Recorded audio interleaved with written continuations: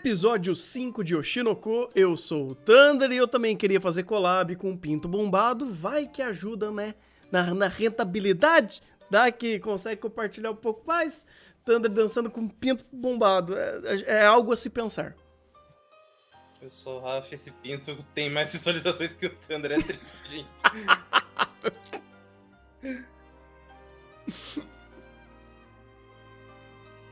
Ok, já que o Igor não se apresenta, eu sou o Maurício.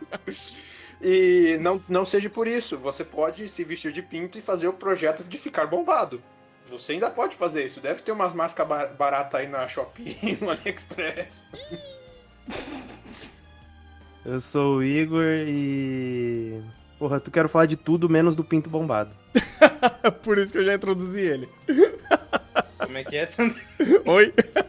Nani? Bom, Arara? Não é arara não, é pinto. Pinto. Ok.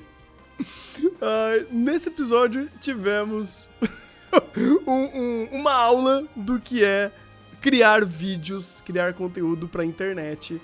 Muito atual, muito verossímil e até assustador em ser verossímil desse jeito. Porque, sim, essa parte de você conseguir aumentar o seu número de visualizações, de fazer toda essa engenharia social para você ter mais alcance, mais likes e coisas do tipo, pode sim você chegar e fazer uma coisa um pouquinho anormal, um pouquinho inusitada, como dançar e você fazer colaborações, isso daí é muito crível. Inclusive, o Oshinoko tá muito atual, tá? De tudo que ele tá falando aqui. Até muitas coisas da internet, que geralmente a gente não vê muito anime falando certo ou falando bem, o Oshinoko sabe que tá falando e estudou isso daí. E eu assino embaixo. Não só nesse episódio 5, mas alguns outros episódios lá pra frente a gente também vai confirmar muita coisa nesse quesito, né? Mas a gente sabe que o Aka é um cara muito bom, um cara que escreve bem e tá trazendo aí muitas temáticas que envolvem aí o show business, o estrelato, a atuação e até áreas mais novas como stream, como internet. Temos inclusive uma personagem que não vai ser abordada nesse episódio, mas que ela é uma VTuber, eu acho que já deve ter a introdução dela. E, bem, é uma coisa bem interessante, tô gostando bastante de ver do que o Oshinoko tá falando nessa área. Mas esse episódio só meio que foi uma palhinha em cima disso, porque tem muitas coisas muito mais interessantes. Principalmente a Kana, que mais uma vez se mostrou um personagem muito interessante, principalmente quando ela tem que contracenar com um certo Aqua, um certo personagem amado por todo mundo, e aí ela mostra muito do tato que ela tem dentro do ramo de ser uma atriz, ou que estreou como uma atriz mirim, e como isso daqui tá começando a desdobrar pra vida dela, quando ela recebe basicamente um tiro no pé, que é receber um convite para se tornar uma idol, que é tudo que ela não gostaria, que é tudo que ela talvez não deveria fazer para a carreira dela de atriz, porque ser idol, ser atriz, a gente já falou disso no primeiro episódio. A Ai, por exemplo, só deu muito certo nisso porque ela era super idol, mas nas linhas de fato, né, das reais assim, não é tão fácil e tão simples quando você tá transitando de atuação pra idol. Tem umas certas questões que o pessoal meio que vira o olho, torce um pouco o nariz, porque idol e atriz são coisas completamente diferentes. Por mais que possam aí usar de coisas um pouco parecidas, principalmente o aspecto de ser uma pessoa conhecida, de ter um engajamento social e ter esse holofote em cima da sua cabeça, né? Mas o que esse episódio faz, ele já começa a explicar pra gente que não é tão fácil e é uma aposta que um certo Aqua ajudou bastante a fazer. Bem, nesse começo, o Igor preparou um PowerPoint muito louco, inclusive... essa gravação aqui vai ser um pouquinho diferente, porque eu vou, assim como eu sempre peço pra vocês darem uma olhada nas referências, esse episódio vai ter algumas referências especiais aqui, vamos dizer assim, porque o Igor preparou um PowerPoint para ilustrar para quem está vendo no podcast as informações que ele vai falar pra gente.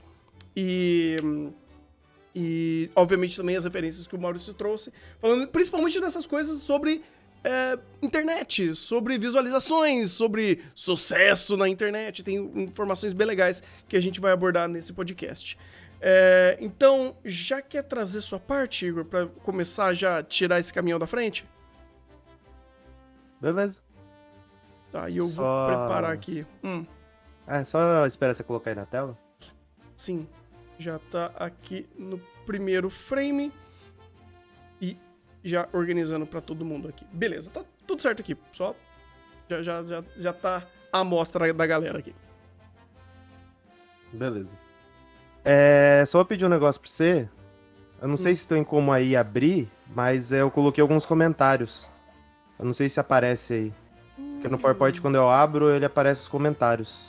Não, ele só aparece os comentários na versão que quando baixa o PowerPoint. Rapaz, eu não sabia disso. Se me tivesse falado... Coisa eu vou Você quer- falando. Eu abro aqui pelo meu. Não, é tudo só bem. Eu acho que quando o pessoal baixar, se eles abrirem pela versão normal do PowerPoint, vai aparecer o comentário. Que é importante pra eles entenderem o contexto. Ah, sim. Porque aqui eu explico, não tem problema. Uhum. Mas também eu vou explicar aqui, então só não vai ter lá. Mas se quiser que tenha os comentários, aí é só pegar o PowerPoint normal. Mas beleza, vamos lá. Contextualizando. Episódio 5. O que vai acontecer aqui que eu fiz? Lembra que eu tinha feito comentário num chat de algum anime ruim, que provavelmente foi Battery? E sobre aspecto de direção? Então, o que eu fiz? Como eu tinha 3 horas disponível nesse sábado, eu peguei essas 3 horas para falar da parte de direção de Oshinoko. E 3 horas eu só consegui fazer 5 minutos do episódio. Setado isso, Caralho. primeiro frame. Eu separei alguns frames aí que eu vou trazer o contexto, as ideias e transpassar uma premissa que eu tive quando eu tava vendo esse episódio, que é uma autorreflexão e um questionamento e até uma dúvida com base na minha própria perspectiva, dúvida de si mesmo quase, uma dúvida existencial, quase um processo de não aceitação da realidade, que é, por que eu estou me importando com a dinâmica da garota entrar no grupo Idol ou não? Isso se fosse Idol Master, eu estaria fechando o episódio. Isso se fosse de 4DJ, eu estaria ignorando e falando sobre outra coisa. Mas aqui eu me importo. Então eu vou trazer para vocês o porquê é tão funcional isso em Oshinoko. Beleza? Beleza. E também é importante porque isso contrasta com a segunda metade do episódio, e aí eu vou entrar nisso quando eu passar por esses pontos. Primeira coisa, esse primeiro item é com relação à iluminação. Então, a utilização de iluminação em Oshinoko. Eu tenho reparado que essa área em específico, eles utilizam muito para brincar com essa parte de iluminação. Aqui eles usam o que é tecnicamente conhecido como OTS, que é over the shoulder, ou seja, o enquadramento acima do ombro do personagem. E o que é importante com esse tipo de enquadramento? Ele é utilizado quando você quer segmentar tensão e conflito. Então o que ele faz aqui? Ele se utiliza desse enquadramento para tirar a personagem, a cana de foco, e colocar em foco os personagens que estão ao fundo. E, ao mesmo tempo, enquanto ele seta esse conflito, ele possibilita para você o entendimento de layout. Que aí vai ser a brincadeirinha dele depois. Aí pode passar, tá? Beleza. Então, aqui. Aí, ele faz um enquadramento, que aí a gente tem vários tipos de enquadramento. Esse é o enquadramento conceitualmente conhecido como desequilíbrio. Que é o enquadramento quando metade dele tem uma coisa e metade dele tem outra. Então, metade dele é iluminado e tem o rosto dos personagens, e a outra metade não é iluminado e não tem o rosto da personagem. Ou seja, você só pode olhar para um lugar. Então, ao invés de ele meter um blur, ele utiliza o corpo da personagem e a perspectiva como foco da cena. Em conjunto com a iluminação, como a gente viu no quadro anterior, a iluminação também favorece nesse sentido. No primeiro enquadramento, elas estão na sombra, mas como a mudança de câmera e perspectiva, elas estão agora em meio à luz. Então esse é um jogo muito inteligente de como criar esse desequilíbrio em enquadramento e ao mesmo tempo te focar, sem precisar usar blur. Eu já vi bastante filme, o próprio Jojo Rabbit, ele usa muito a perspectiva do blur para alterar o foco. Aqui ele é mais inventivo e inteligente nesse sentido. Aí pode passar. E aí é o ponto da iluminação. Por quê? Como ela tá de costas, não é iluminado. Se você pegar no primeiro frame, você vai ver que o lugar onde elas estão, metade tem sombra, metade não. Metade é iluminado. Então o que eles fazem? Eles simplesmente pegam a perspectiva de primeira pessoa. E aí o nome técnico eu vou ter que ficar falando, tá, gente? Mas é Big Close Up. O Big Close Up é quando você dá foco no rosto do personagem, o enquadramento no rosto do personagem, sem mostrar os ombros. Então é acima do pescoço. Então é só a cabeça. E qual que é o lance de inteligência desse enquadramento? O uso de iluminação. Por quê? Primeiro take, a iluminação é dividida, de um lado é iluminado, de outro lado é sombra. O segundo take é uma iluminação dividida, só que ao invés de vertical é horizontal. Então metade do plano é iluminado com as personagens secundárias e a outra metade não é iluminado. E aí ele se utiliza dessa brincadeira de iluminação para que quando ela se vira para responder às personagens, a iluminação vai direto nos olhos dela e reflete isso nesse nível de detalhamento dos olhos dela. Então, eles utilizam a ambientação, a luz natural do ambiente para favorecer esse enquadramento e evidenciar a frase que está ali embaixo. Porque é literalmente o enquadramento respondendo a frase. E, inclusive, não é só aqui. Se você pegar, teve outro momento também nessa mesma cena que tem, e que quando fala do cabelo, e eles fecham o enquadramento também, mas aí eu também não vou colocar tanta coisa, que é justamente a montagem visual respondendo ao texto e te mostrando visualmente o que eles estão falando. Então toda essa montagem é baseada na questão da iluminação e utiliza isso para montagem em primeiro plano de uma forma muito inteligente. Então é o texto sendo assimilado visualmente pela produção. Que vai contrastar um pouquinho com outro exemplo que eu vou dar, que tem muito menos texto e é mais montagem visual. Só comentar um negocinho rapidinho.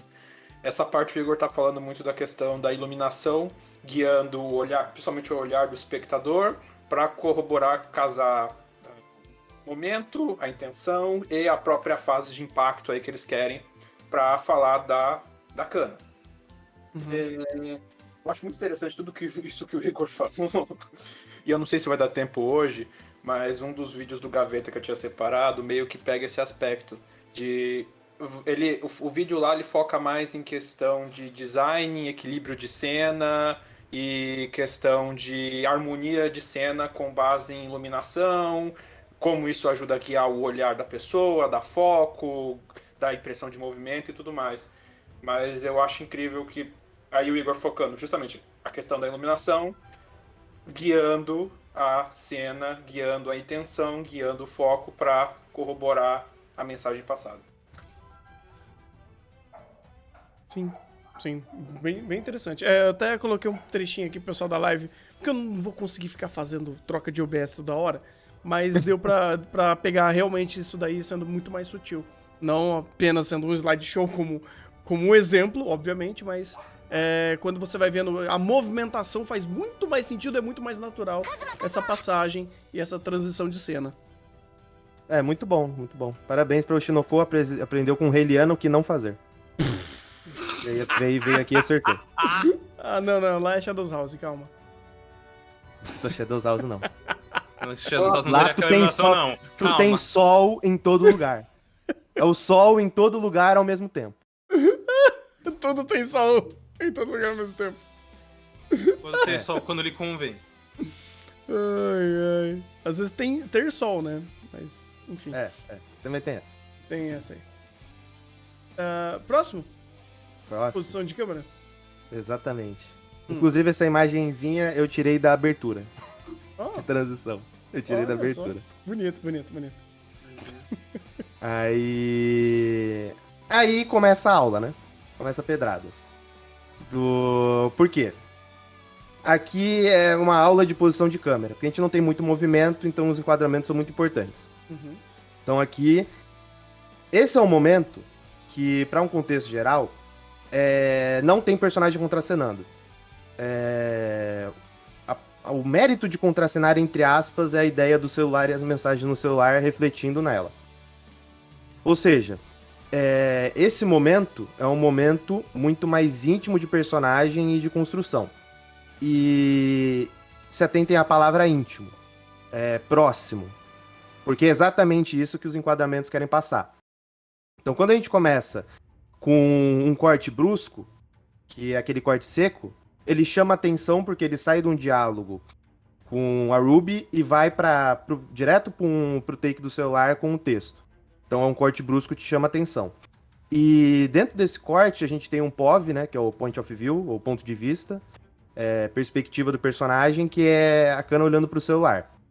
E aí eu acho importante notar, porque posterior a ela ler a mensagem, eles alteram os enquadramentos e eles brincam muito com essa perspectiva de enquadramento. Então, se o Thunder conseguir jogar mais para baixo as outras imagens, aqui eu nem vou parar tanto nelas, eu só vou evidenciar algumas características, porque esses enquadramentos a gente tem POV de ponto de vista, a gente tem posteriormente close-up, que aí é o enquadramento que mostra um pouco do ombro, pescoço e cabeça, e focado nela reagindo ao celular, então mostrando que ela tá feliz e é uma questão mais de autoestima. Depois ele pega esse mesmo enquadramento, ele afunda mais como se fosse um zoom, aí ele vira um plano detalhe, porque é o detalhe dos olhos, e aí ela tem a reação de ler no celular a mensagem falando sobre o Aqua.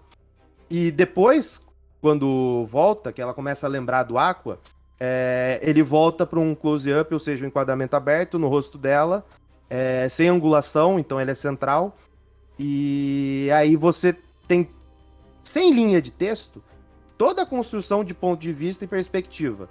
Do ponto A, de setar a autoestima do personagem. Ponto B, setar um próprio contexto do próximo episódio do Ego Surfing. Além disso, você também segmenta a questão do Aqua e do papel dele como vilão e a resposta do público com relação a ele ser um vilão dentro daquela situação. E ela refletindo e vendo, pô, ele atuou bem, vou conseguir atuar junto com ele, só que sem uma fodendo linha de texto para expressar isso, tudo isso é expressado por montagem visual. E o mais importante de tudo isso a personagem está pensando sobre isso, você não tem diálogo sobre isso, você não tem linha de texto, mas está tudo dentro da cabeça dela e você está assistindo tudo com ângulos mais próximos. E por que isso é importante? Quanto mais próximos os ângulos, mais perto você está do personagem, mais íntimo você é do personagem. Enquanto mais supérfluo for o conflito, mais peso o conflito tem. Porque se o conflito ele é pesado, esses enquadramentos eles acentuam. Se o conflito é bobo, que pra mim é extremamente bobo, esse tipo de enquadramento faz com que você se importe. Então, a ideia de que todos esses enquadramentos são extremamente próximos e são extremamente presos à personagem e não abre o ambiente, você pode ver que todos os takes são fechados nela, é para que você se sinta dentro desse processo, se sinta ligado ao personagem. Então, são enquadramentos cuja perspectiva, a ideia é a questão de empatia. E, enquanto ele faz essa construção, ele tem um outro ponto de vista que é trabalhado, só que fica no subtexto, que é com relação ao romance. Então, essas perspectivas estabelecem o interesse dela, ou acentuam e lembram o espectador do interesse dela pelo Aqua, que dá a base para quando o Aqua lança a mensagem para ela, e ela fica toda acelerada com relação à mensagem do porquê que ele mandou aquela mensagem. Isso considerando o que a gente viu anteriormente, de como ela estava feliz de ter atuado junto com ele e depois vem a mensagem. Ou seja, essa situação, essa ocasião faz com que ela tenha um pensamento virado ou calcado no romance. Ou seja, ele estabelece no espectador expectativa. E essa expectativa é justamente refletida no personagem. Que aí, posteriormente, tem o enquadramento que dá dentro da bolsa dela de cosméticos e também nela penteando o cabelo, por 2 pontos. Primeiro, a direção é muito inteligente.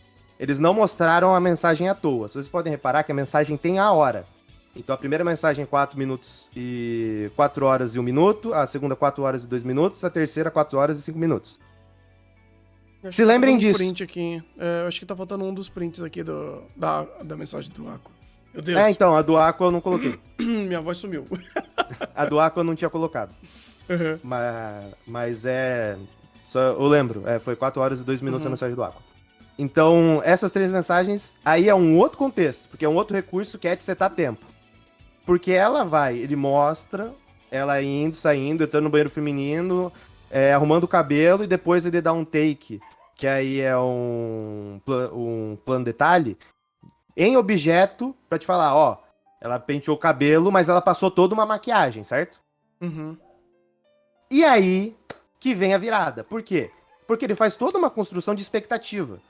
Ele construiu a expectativa dela com relação ao Aqua ter chamado ela. Então, você toma a expectativa. Dentro dessa expectativa, ela foi lá, se arrumou, passou batom, arrumou o cabelo, todos os cosméticos que tinha. Beleza, vou encontrar o Aqua. Ela subentende na expectativa dela que é o encontro.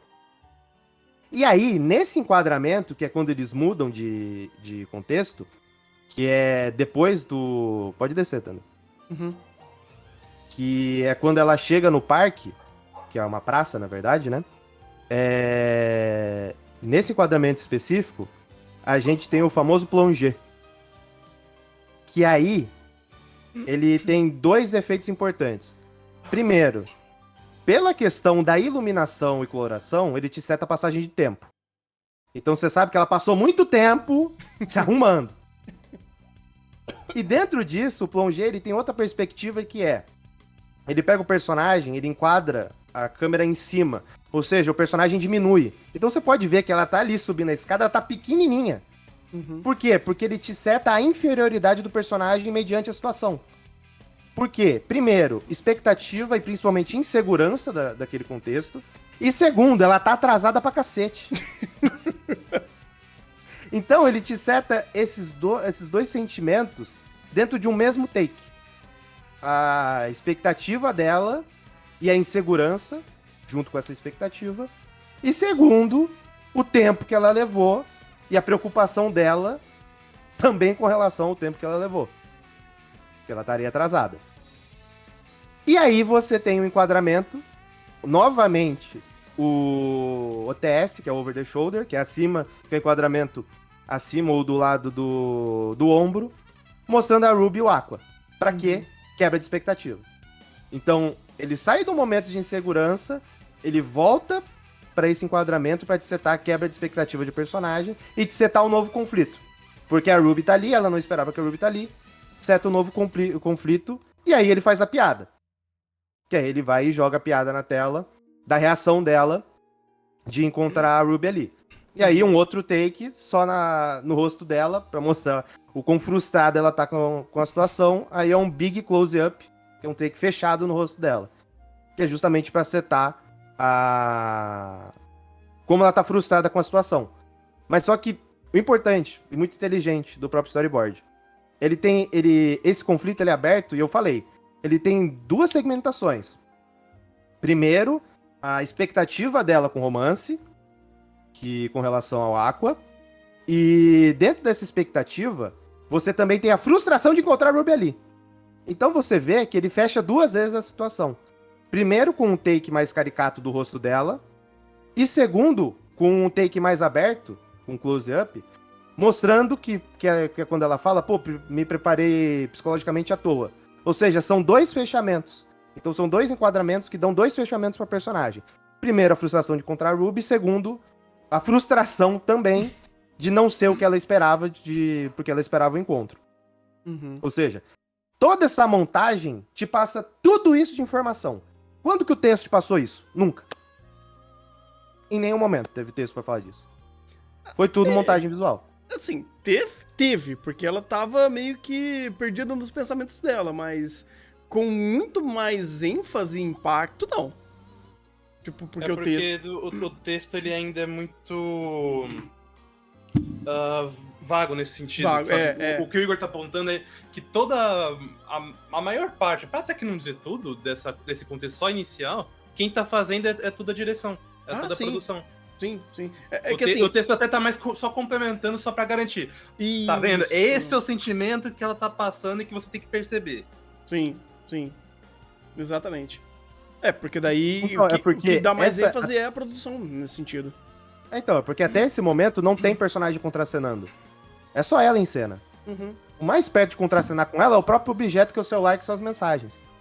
Ou seja, toda essa montagem e criação de perspectiva, e principalmente de linha de raciocínio, é completamente da questão da produção, principalmente do storyboard, pra fazer essa linha temporal e construir isso e colocar isso no subtexto pra quando chegar esse momento te preparar pra piada. Porque tudo aquilo é uma construção não só de personagem, de perspectiva e principalmente de expectativa pra ele fazer a piada e a quebra ter efeito. Uhum. Que aí é o momento da quebra quando ela chega e encontra a Ruby ali. Uhum. Justo. Daí o próximo vem pro... Movimento da câmera. Isso, página 20. Que esse daí é uma sequência, assim, muito... Vou até dizer diferente, porque eu não tô acostumado com esse tipo de recurso em animação, né? Uhum. Que é... A gente vê muita utilização de eixo Z. O que é o eixo Z? É o movimento pra frente e pra trás, profundidade, dentro dos frames. Mas a forma como ele utiliza aqui é muito inteligente, por quê? Porque ele calca isso em piada. Então, ele utiliza as camadas que ele tem na cena por meio dos personagens. Então você vê no primeiro take, ele só na cana, depois ele volta a câmera e no movimento da câmera a Ruby entra em cena. Mas tem um elemento que aí é sonoro, não vai entrar aqui, ele dá um efeito sonoro para essa movimentação de câmera. E esse efeito sonoro e a trilha sonora no momento te dá o contexto de quê? Comédia. Então ele vai e depois ele repete esse movimento quando a Ruby se vira pro Aqua e nesse momento que ela se vira, ela joga a frustração pro Aqua. Então ele sai do ponto A, o objeto inicial que é a cana, passa pra Ruby, a Ruby ouve a resposta da cana, e dentro desse processo entra um terceiro elemento, que é uma outra camada, que é o Aqua, que é quando a Ruby se vira e reclama com o Aqua, porque ela tá frustrada com aquela situação. Tudo isso com um contexto cômico e com um insert sonoro para fazer essas transições internas. Então ele é uma junção de um plano sequência com pull out, que é o movimento da câmera que ela vai tirando o zoom, o pull out. Mais um plano sequência, porque é um plano único, só que ele tá voltando. E você vai tendo essas camadas e vai tendo essa perspectiva. E o mais engraçado é que, quando ele volta, e pro último momento que ele chega, que é o Aqua e a Ruby, você vê que é aquele mesmo enquadramento em cima dos ombros. Porque, ela vira, já tá frustrada e fala, não quero isso. E já vem o conflito, ou seja, pelo enquadramento, você já sabe que vai vir conflito, você já sabe que ela vai reclamar. Uhum. Ou seja, ela não vira pra tipo, eu tô com dúvida do que eu vou fazer. Ela vira já reclamando. E o enquadramento já denuncia isso. É muito bem arquitetado, é muito bem pensado, é muito bem estruturado. Isso que incrível, que incrível. Eu tô até mostrando realmente o trecho pra quem tá vendo em live, porque fica mais fácil. Pra quem tá vendo gravado, sinto muito, reclamo pro YouTube que eu não posso mostrar o trecho. Eu não posso mostrar movimento. Então, pelo menos pra quem tá vendo na live, faz muito mais sentido quando você vê isso em movimento. E até como ele reaproveita a própria frustração dela mudando só de ângulo na cena, no corte posterior. Tipo, ela continua tipo, putz, tô brava. Aí ele corta, joga uma filmagem de baixo pra cima com a mesma impressão dela ainda. Então, nossa, verdade. Muito, muito interessante isso. E essa parte é importante pela comédia, e é importante também porque isso é um ponto muito interessante do próprio Oshinoko, ele sabe transitar muito bem da comédia para os momentos, entre aspas, mais sérios. E o exemplo disso são esses enquadramentos que elucidam isso. E tem um ponto que eu vou citar agora, que é com relação à posição de câmera, que mostra que ele é muito mais inteligente. Porque isso que eu tô comentando são detalhes mínimos e que pra quem trabalha com cinema, curso de cinema, sabe que isso aqui é básico. Uhum. Só que Eu ia falar, muitos animes não fazem isso, mas obviamente todo mundo já sabe. O que eu vou falar é que muitos filmes não fazem isso. Eita. Muitos filmes não fazem o básico. Então por isso que eu acho importante citar que não só no básico, mas na junção dos elementos básicos, o Shinoko é muito inteligente e ele é uma narrativa muito cinematográfica em tudo que ele faz. E evidenciando nisso, o próximo ponto é com relação à posição da câmera. Uhum. Que aí é onde, de fato, ele se diverte. Porque quando ele vai pro enquadramento Quando ele vai pra esse enquadramento da Ruby em primeiro plano, ela tá lá soltando suas frustrações. A trilha sonora tá indo com ela. Quando ele vai dar a virada pra uma conversa mais séria, ele para a trilha sonora, usa silêncio e joga o enquadramento da... Engraçado você falar acima dos ombros, porque o cabelo da Ruby cobre os ombros, né? Mas é esse exato mesmo enquadramento. Só que nesse enquadramento ele tem uma diferença. Por quê? Porque aqui, no enquadramento anterior, você tinha a Ruby no centro e o Aqua na esquerda. Aqui, a Ruby tá na direita e o Aqua tá na esquerda. Por que que isso é importante? Thunder, você vai ter que descer um pouquinho aí, porque eu tive que tirar uma foto do livro. Peraí, cadê? Aqui. Aí. Página 33.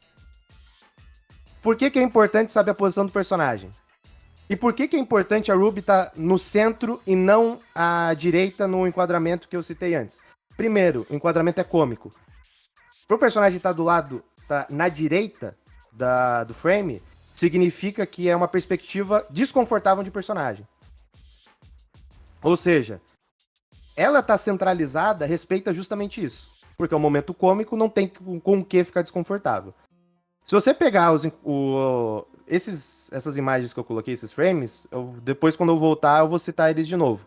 Mas eu deixei eles separados justamente para evidenciar que esse enquadramento e os enquadramentos posteriores, sempre o personagem que tá desconfortável com a situação tá do lado direito. E do lado esquerdo tá um personagem que ele tá mais confiante dentro daquela situação. Então quando você tem a Ruby falando pro Aqua, não, beleza, eu vou lá e vou tentar conversar com ela. Ela tá à direita. O Aqua é indiferente naquela situação. Uhum. A Ruby, quando a Ruby fala e joga essa situação pra Kana, ela tá do lado esquerdo, a Kana tá do lado direito. A Kana está completamente desconfortável com aquela situação, ela não sabe o que responder. Tanto que a cena ela vai e volta, e quando ela volta nesse mesmo enquadramento. Ou seja, essa ideia é que a montagem de cena dentro dessa perspectiva, que é algo que esse enquadramento já propicia isso, de colocar esse enquadramento acima dos ombros do personagem, ele já te instiga o conflito. A posição dos personagens acentua esse conflito, porque denota quem é o objeto em cena que está completamente desconfortável dentro daquela situação, porque ele é o sujeito principal, que no caso é a Kana. Então, ele respeita até a posição dos personagens, e a posição dos personagens refletem o sentimento deles com aquela situação. E principalmente a mudança de sentimentos. Desse desconforto de construção. Tanto que um exemplo disso, vou pegar um exemplo simples, Naruto. Naruto, na luta do Vale do Fim, quem que tá na esquerda? Correndo pra direita. Naruto. Quem que tá na esquerda, quem tá na direita, correndo pra esquerda? Sasuke. Por quê? Direita é o desconforto, e também é muito usado pro trabalho de cinematografia, o lado direito ser o antagonista. Ele está antagonizando a situação. Então, o antagonista do lado direito, o protagonista do lado esquerdo. Uhum. Então, geralmente, o antagonista fica do lado direito dentro da construção de cena, ou quando ele tem movimento, ele parte do lado direito da tela. Uhum. Tanto que tem filmes que brincam com essa perspectiva de inverter, pra enganar o espectador. Obviamente não engana todo mundo, que quase ninguém deve saber disso ou perceber isso. Mas quem é, por exemplo, crítico que vê o filme, ele se olha isso e fala, não, beleza, esse aqui é o protagonista, esse aqui é o antagonista. E dentro de determinadas situações é invertido. Mas é justamente pra te dar essa perspectiva, por quê? E isso foi algo que eu até fiquei pensando bastante, Mas quando eu lembrei de outras obras, como o próprio Naruto, eu falei, não, beleza. Mesmo no Japão sendo o inverso de leitura pra gente, porque essa perspectiva de posição de personagem em tela vem da perspectiva da leitura, que pra gente, a gente lê da esquerda pra direita, ou seja, é confortável. Movimentos oposição da direita pra esquerda são movimentos oposições desconfortáveis. Então dessa premissa nasceu esse conceito de posição dentro de tela.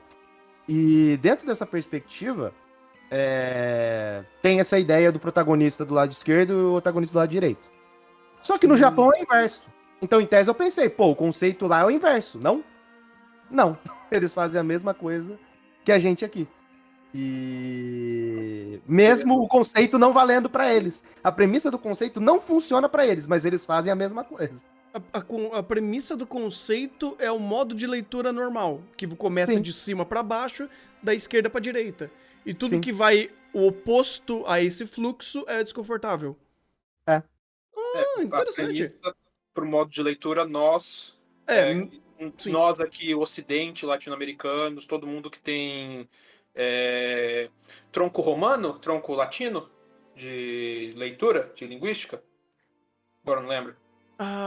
Eu acho que é isso, eu não lembro também. É que tem mais gente. É cirílico também, assim?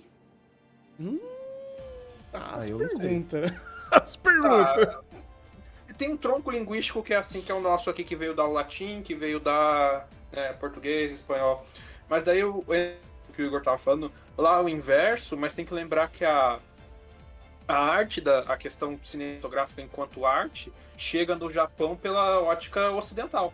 Então, por mais que o padrão deles devesse ser invertido, todo o formato e design de cinematografia inicialmente surge pelos padrões ocidentais e depois é japonizado. Então, não seria tão estranho ter resquícios disso, mesmo depois da japonização do processo, digamos assim. Uhum. Mas assim, quando você pega o conceito puro, não faz muito sentido. Aí eu fui ver pra confirmar e de fato eles mantêm a mesma estrutura. E esse é um exemplo desse tipo de estrutura que eles utilizam dentro da cinematografia em geral. E que o Shinoko também utiliza. Então, por isso que a posição é importante e ela comunica muita coisa. E ela dá essa passagem e dá esse contexto de personagem. Então, na teoria, uma imagem ela é sempre pensada do esquema de leitura. Sim, a posição do personagem é pensada, a perspectiva é pensada. Por exemplo, se o enquadramento é pensado, a posição do personagem também é pensada. Acho que isso é meio óbvio, né? Porque, por exemplo, por que o ator tá à esquerda da tela? Por que o ator tá sendo enquadrado à esquerda? Por que o ator tá sendo enquadrado com um ângulo de 45 graus, um ângulo reto, ou tá sendo enquadrado nas costas dele? Porque tudo isso muda a perspectiva, e dentro da linguagem, ele te passa contexto, ele te passa sentimentos. Ele te evoca sentimentos. E é justamente essa a ideia. Te evocar sentimentos para que esses sentimentos te deem contexto e ampliem a sua imersão dentro da narrativa. Esse conceito se aplica, por exemplo, cadê? Aquele plano plongé que você falou? Tipo, quando eu olho essa tela, a minha sequência de leitura é de cima pra baixo, da esquerda pra direita também? Pra eu rastreando a tela? Então, não só para rastreio, mas principalmente para proporção. Porque o que acontece? Vou te dar um exemplo. Certo. Quando tem um personagem que ele é um cara muito temido, exemplo, um rei, qual que é o enquadramento que é colocado? Padrão. A cadeira do rei não tá acima? Geralmente tem uma escadinha, né? Sim. A cadeira do rei tá acima. Geralmente acima do meio da tela. Isso. Quando o servo chega, ele se ajoelha, certo? Certo. Se eu pegar um POV, um take de primeira pessoa desse personagem, o que vai acontecer? Ele vai olhar de baixo pra cima. Certo. Quando ele olhar de baixo pra cima, qual que vai ser a proporção na tela do rei que tá na frente dele? Vai ser maior. Gigante. Vai ser bem maior. Esse é um take contra plugê. Porque o que ele faz? Ele evidencia o personagem, ele evidencia não só o personagem, mas o objeto naquela situação. Ele faz ele parecer maior. O plongé é o inverso. É como se fosse o rei olhando pro servo. O servo tá pequenininho. Por quê? Porque ele é o servo, ele não é o rei. Uhum. E nessa situação, então, nesse take aqui, é literalmente a situação gerada do convite do Aqua é muito maior do que a confiança ou a insegurança da Kana quanto a esse encontro. É mais ou menos isso, eu acho. pelo menos usando esse qual que é? A página 15 aqui como exemplo. Meio que né? A Kana tá hiper insegura, tanto é que teve a parte que o Igor falou de toda a questão de enquadramento dela lá, de proximidade, de toda a parte de mostrar que ela estava se preparando, toda a parte de insegurança, de dúvida, de criação de expectativa, justamente para mostrar por que ela tá criando tanta ansiedade, tanta expectativa pela insegurança, e nessa insegurança ela toma essa pequenez perante essa situação que é maior que ela. Que essa situação maior que ela é, vamos dizer assim, não necessariamente protagonizada, mas manipulada por quem? Pelo Aqua. Tá aqui no plano de fundo mais para trás e até numa posição um pouco mais alta do que ela. Interessante, cara. Interessante. Não, só uma falada rápida. O tronco de língua, o tronco linguístico que a gente tem aqui, que lê desse modo que a gente lê aqui, é o indo-europeu. Vai dar todas as línguas da Europa, línguas ali do Oriente Médio, Mediterrâneo e tudo mais. Todo o tronco indo-europeu. Pô, que interessante. Que interessante. E o Igor morreu. Por isso que ele parou de falar. Pausa pro café, gente.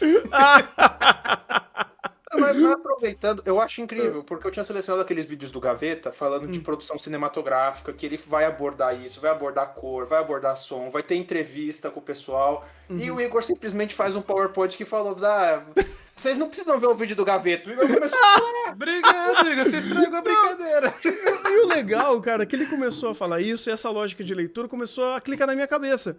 Porque, pô, de novo, eu assisto tanto anime hoje, eu tô tão embrenhado no meio desse negócio, que eu não conheço o termo técnico. Só que quando eu conheço o termo técnico, eu falo, eu já sabia disso. Pois é, você vê. Já assimilei. E aí tem um detalhe que o Igor falou, e eu pessoalmente discordo, mas é pra bater em anime ainda mais. Eu não vejo tanto esse anime. Na real, você vê. Só que o que é muito comum é os caras fazerem errado. Você pega, principalmente anime de temporada, quando a gente pega muita porcaria, você pega, sei lá, o Isekai Smartphone, tá pegando o plano pra um G aí, pra fazer uma questão de superioridade, ou pra fazer piada que não compete ao elemento que a narrativa tá construindo. Então, claro que vai ficar uma merda. Rafa, para. Eu sei que eles não... tenho certeza que eles não sabem o que estão fazendo. Mas eles estão usando. Eles sabem. Eles estão no senso comum, tentando engrandecer e chupar, você sabe o que é do protagonista. O problema é que o contexto da cena é outra coisa, então só fica completamente distoante. E eles erram... Distoante, mas na verdade o contexto da cena... porque você tem uma dissonância entre a vontade enorme que eles querem que você chupe o protagonista e o que de fato tá acontecendo em texto. Os dois são terríveis. Os dois são terríveis, e os dois não só são terríveis, como eles são completamente contraproducentes um com o outro. Aqui a gente tá vendo exemplo de uma coisa que tá funcionando. Essencialmente. Cara, muito interessante, cara. Muito interessante. Suponho que não era uma conversa sobre um anime bom, né? Não, pois é. Claro que não. Pois é, claro que não. Mas isso é interessante, cara, porque esse sistema que você colocou aqui, né, dessa direção bidimensional da tela, e você começa a entender como é a forma de leitura e pra onde tá indo cada sequência, e aonde cada personagem tá alocado, começa a fazer muito sentido. E é algo realmente bem fácil de reparar. Tipo, tem tudo dessas sequências aqui que você tirou prints, todas elas evidenciam literalmente isso. Da esquerda pra direita. Mostrando quem tá na esquerda confortável, quem tá na direita desconfortável, ou o oposto da intenção da cena. Isso é bem interessante. A premissa do sentimento é o desconforto, mas dentro de cena, você lê isso como quem tá na direita antagoniza, quem tá na esquerda é protagonista. Sim. Então você vê a Kana sempre antagonizando o protagonismo da Ruby. Então ela, você quer vir junto? A Kana, não. Mas peraí, mais aquilo, sabe? Ela sempre tem um mais, ela sempre tem um porém. Ou seja, ela antagoniza em cena. Então é exatamente essa perspectiva e essa posição. Assim como esse take aqui na página 38. É só a Kana, mas ela tá fechada pra direita. Sim. Pô, que fantástico, Não. cara. Não Fantástico. só isso, iluminação escura nela. Tudo bem, Uhum. o take é um pouco claro, mas você percebe diretamente a posição da luz e ela pra dentro, reflexiva, todo padrão de imagem e cor corroborando o sentimento dela de conflito. Uhum. É porque aí Então, imagino... é que o plano detalhe ele é muito utilizado nos olhos, né? Então ele fecha nos olhos pra dar essa perspectiva de mais íntima do personagem. Então, quando ele dá esse enquadramento, ele utiliza esse enquadramento, somado com o personagem está de lado na direita da tela, é tipo o ápice do personagem dentro dele, refletindo, tentando antagonizar uma situação e tentando ser contra algo que está sendo posto para ele. Uhum. E você acentua ainda isso, você ainda acentua mais quando você mete um blur do lado esquerdo para você não se focar naquilo, porque não importa o plano de fundo, você só tem que se importar com o rosto dela, com o olhar dela. E a perspectiva de que, pô, porque se ele só tinha que se preocupar com o olhar dela, por que não colocou o enquadramento de frente?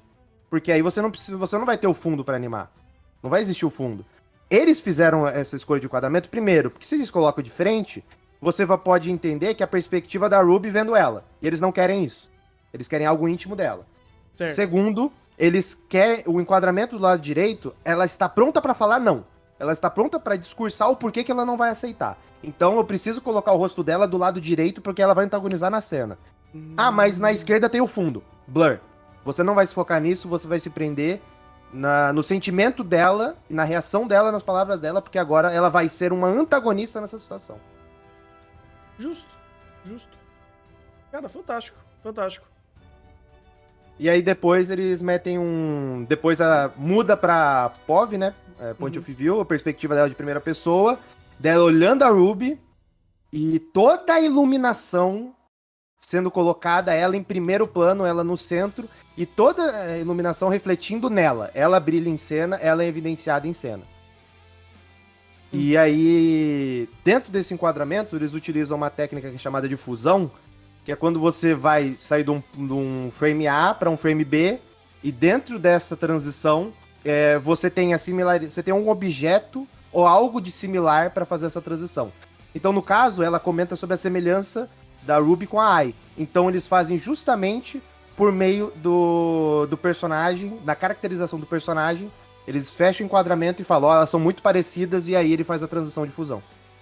Cara, isso é muito inteligente, porque é literalmente essa perspectiva da Kana usando uma imagem que ela viu a Ai, porque ela vivenciou esse momento aqui. Então, quando ela usa essa imagem da Ai, não sei lá, um splash art aleatória, ela evidencia mais ainda a perspectiva dela, porque ela viu essa cena, ela foi impactada pela Ai nesse momento da vida dela, quando ela estava contracenando com a Ai. Então, tipo, dá muito mais valor ainda a essa similaridade. Ela viu essa cena desse ângulo, e por mais que a iluminação seja diferente, ainda tem a questão, a cena clara e ambiente escura, cinematografia. A luz foca e brilha o personagem.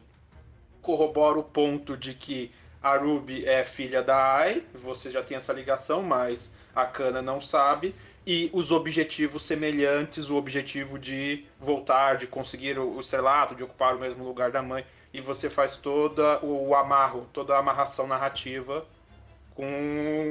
sem precisar falar, praticamente. Não, pois é. Pô, evidencia isso de uma forma muito mais forte. Não, e depois ele utiliza a mesma técnica, blur na esquerda, foco na direita, enquadramento desequilibrado, porque você precisa se focar nela. Aí você se foca nela pequena, pra ver, ela dentro do set. Por quê? Porque, como aparece o diretor, ele te seta tempo e espaço. Então você sabe aonde aconteceu o que aconteceu. E se você não perceber pelo diretor, ainda tem a vestimenta que conecta com os primeiros episódios. Ou seja, a montagem te seta contexto, local e tempo. Depois que ele te seta contexto, local e tempo, ele muda o enquadramento, dá um close-up, chega no rosto dela, porque agora o enquadramento ele quer refletir o quanto ela tá deslumbrada com a Ai em cena, enquanto ela comenta sobre isso. Então, novamente, a direção ditando o que você quer olhar, te dando contexto, tempo e te apresentando isso visualmente. Até porque ele precisa dar esse contexto, dessa perspectiva, pra ele fazer a volta e também volta em fusão. Então ele volta, sai da forma como ele entrou, ele sai. Ele entrou com uma fusão juntando as duas, aí ele faz o inverso. Agora a Ai vira Ruby, a gente foca nos olhos delas, porque são semelhantes. Aí ele dá um plano detalhe, foca nos olhos, e aí ele faz a volta. Tem um outro elemento que não dá pra colocar aqui, porque é sonoro, mas se você reparar, quando ele vai fazer a volta, a trilha sonora tem um tempo. E quando ele completa, a trilha sonora fecha, ela conclui e começa novamente. Então a trilha sonora também seta esse movimento de fusão. Então quando a fusão começa e quando a fusão termina, a trilha sonora seta esse movimento e dá um ar sobrenatural nessa mudança. Pra te setar o contexto e entender sobrenatural / imaginativo. Porque ele dá a entender que ela tava imaginando, dentro dessa situação tem uma trilha sonora específica, quando ela volta, a trilha sonora para, ela voltou pro plano real e a gente entendeu o contexto. Genial. Genial. E ainda respeitando a regrinha básica da disposição de personagem. Caralho, fantástico. Fantástico. Nossa senhora, que incrível, que incrível. Minha mente tá explodindo. E o melhor detalhe é que, como o Igor falou, isso são 5 minutos de anime. Isso são 5 minutos de anime. E eu já tô sem voz. Relaxa, tem pouco. Tá acabando aqui os slideshow. Aí, depois que ele volta, ele continua o contexto e vem pra mim, aí é o momento mais genial. Porque ele dá um take na plaquinha pra te dar o contexto da Ichigo Pro. E aí é um plano detalhe, né? Então ele aproxima com relação a um objeto em específico. Depois ele é desgraçadamente inteligente. Por quê?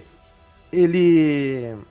Como a Kana tá antagonizando a situação, e ela tá transpassando camadas, então ela tem dúvida, ela tem angústia, ele não te passa certeza.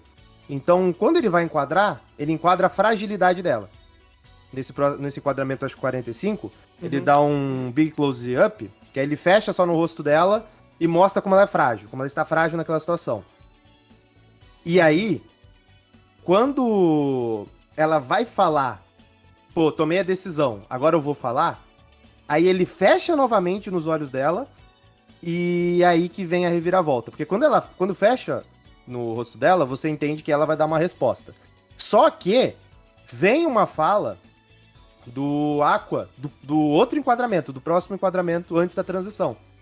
Então, ele se utiliza da folha como uma transição, que aí é o cross dissolve, que é quando você utiliza um objeto. Geralmente é um blur que tu passa na tela, como fazia o Star Wars, era um blur, que aí vai passando a faixa e muda o frame, muda de cena. Aqui a transição é muito mais inteligente porque é uma folha, e a folha literalmente vai passando e vai apagando e vai surgindo o novo frame. Só que o áudio, que no caso é a fala do Aqua, entra no outro enquadramento. Então, essa ideia da folha, ela fica muito mais acentuada, a transição fica muito mais brusca. E dentro dessa perspectiva, não só isso ele baseia essa transição, porque se você reparar, quando ele vai fazer a transição, e quando ele dá o take no rosto dela, fechado nos olhos dela, começa a ter um som de vento. E quando a folha passa, o som de vento tá rolando. E quando faz a transição e o Aqua aparece em cena, o vento passa. Não tem mais vento. Ou seja, a conexão do vento é a conexão do porquê que aquela folha passou em transição. Ou seja, se ele utiliza do próprio ambiente para utilizar esse elemento para uma transição, o que é muito mais inteligente do que tu passar uma linha na tela que vai apagando um frame e vai aparecendo outro. Ou seja, inteligente pra cacete a forma, e a execução ficou mais fantástica ainda, porque ele se utilizou de uma fala do Aqua, que seria desse enquadramento agora, que ele falaria agora, mas esse diálogo, essa fala vem antes pra te dar o gatilho e fazer esse corte, entre aspas, brusco, que não é brusco. Porque tem uma puta de uma transição em cima. Sim.